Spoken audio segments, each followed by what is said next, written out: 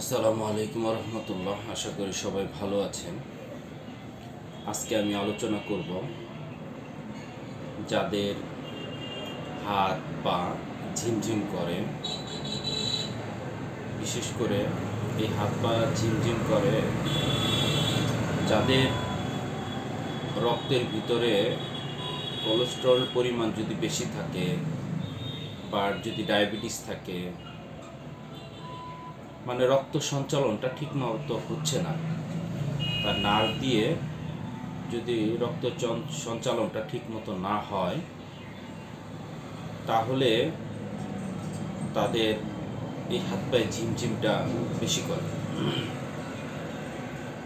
বা যদি দেখা যায় তার উচ্চ রক্তচাপ থাকে বা নিম্ন রক্তচাপও যদি থাকে তাহলেও হাত পায়ে ঝিমঝিম করে। এবং কি যদি তার বাতের ব্যথা থেকে থাকে, অনেক সময় বংশে যদি কারো বাতের ব্যথা থাকে তাহলেও তার হাত পায়ে ঝিমঝিম করে।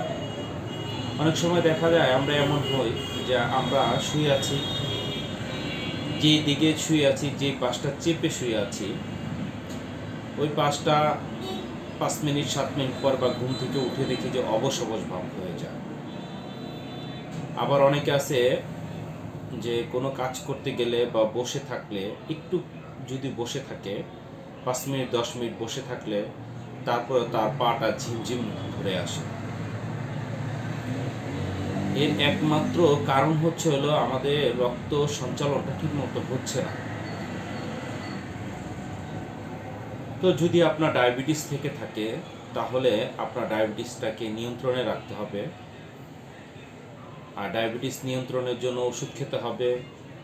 আপনাকে খাবার দাবার ঠিক মতো, যেই খাবারগুলি খেলে আপনার ডায়াবেটিসটা বাড়ে ওই খাবারটা থেকে বিরত থাকতে হবে।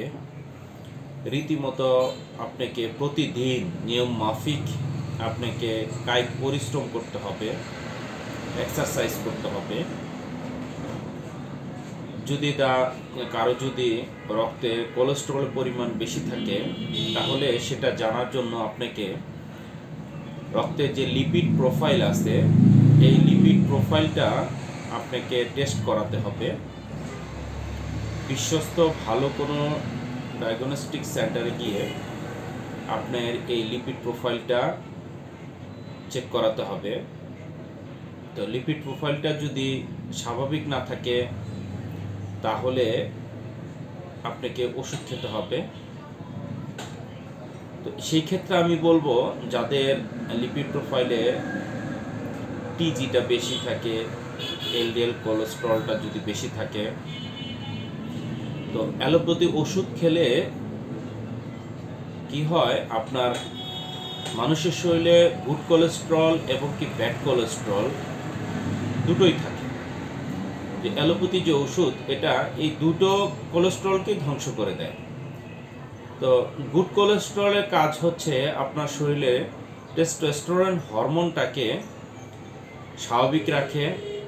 তো যখনই আপনি এই অ্যালোপ্যাথি ওষুধ খাচ্ছেন, গুড কোলেস্টেরল ব্যাড কোলেস্টেরল দুইটাই ধ্বংস হচ্ছে, আপনার যে টেস্টোস্টেরন হরমোনটা এই হরমোনটাও ধ্বংস হয়ে যাচ্ছে, এই হরমোনটা তৈরি হচ্ছে না। পাশাপাশি আপনার শরীরটা অনেক দুর্বল হয়ে যাচ্ছে। আর এটা আপনি যদি কন্টিনিউ করেন তাহলে অনেক সময় আপনার পুরুষত্বটাও নষ্ট হয়ে যায়। কিন্তু আমাদের কাছে যে ওষুধটা, এই ওষুধটা যদি আপনারা সেবন করেন, আপনারা যদি খান, আমি যে ওষুধটা দিয়ে থাকি কোলেস্টেরলের জন্য, সেই ওষুধটা আপনার কোনো হরমোনের কোনো প্রভাব পড়ে না, আপনি পুরোপুরি সুস্থ হয়ে যান। কোনো ধরনের কোনো আপনার শরীরের প্রভাব না পড়ে আপনার কোলেস্টেরল লেভেলটা ঠিক থাকে। তো আপনার শরীরে যদি রক্তের কোলেস্টেরলের পরিমাণ বেড়ে যায়, এই কারণেও আপনার হাত পা ঝিমঝিম ধরতে পারে, বাতের ব্যথার কারণে ধরতে পারে। সবগুলি ওষুধই আমাদের কাছে আছে, হোমিওপ্যাথিতে সব ওষুধই আছে। কিন্তু আপনার লক্ষণ ভিত্তিক যদি ঠিক মতো আপনার কেসটেকিং করে যদি ওষুধ প্রয়োগ করা যায় তাহলে ইনশাল্লাহ প্রত্যেকেই সুস্থ হয়ে যায়। তো সেক্ষেত্রে রোগের ডিউরেশন অনুযায়ী সময় লাগে। অনেকের ধারণা যে হোমিওপ্যাথি ওষুধ লং টাইম। আসলে হোমিওপ্যাথি ওষুধ লং টাইম না, আপনার রোগটা লং টাইমের কিনা। আপনার রোগটা যদি লং টাইমের হয় তাহলে অবশ্যই হোমিওপ্যাথি ওষুধও আপনার 2 মাস, 6 মাস বা 1 বছর পর্যন্ত আপনাকে খেতে হতে পারে। কিন্তু অ্যালোপ্যাথি ওষুধের মতো এরকম লং টাইম না। অ্যালোপ্যাথি ওষুধটা সারা জীবন খেতে হয়, কিন্তু আমাদের ওষুধ এটা সারা জীবন খেতে হয় না। একটা টাইম পর্যন্ত খেলে আপনি ভালো হয়ে গেলে পরে আর এই ওষুধ খাওয়ার প্রয়োজন নাই। অ্যালোপ্যাথি ওষুধ যেরকম আপনি মনে করছেন আপনি এখন সুস্থ আছেন, আপনি 2 দিন খাওয়া বাদ দিলে 2 দিন পরে আবার সেই আপনার সাবেক আপনার যে রোগটা সেই রোগটা আপনি ফিরে যাবেন, কিন্তু হোমিওপ্যাথি ওষুধ সেটা না।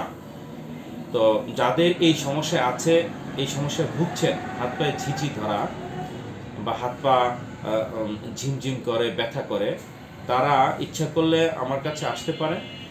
অনেক ভালো ওষুধ আছে, ইনশাল্লাহ আপনারা সুস্থ হয়ে যাবেন। ওষুধ আছে, হোমিওপ্যাথিতে ওষুধ আছে। সবাই ভালো থাকবেন। আসসালামু আলাইকুম।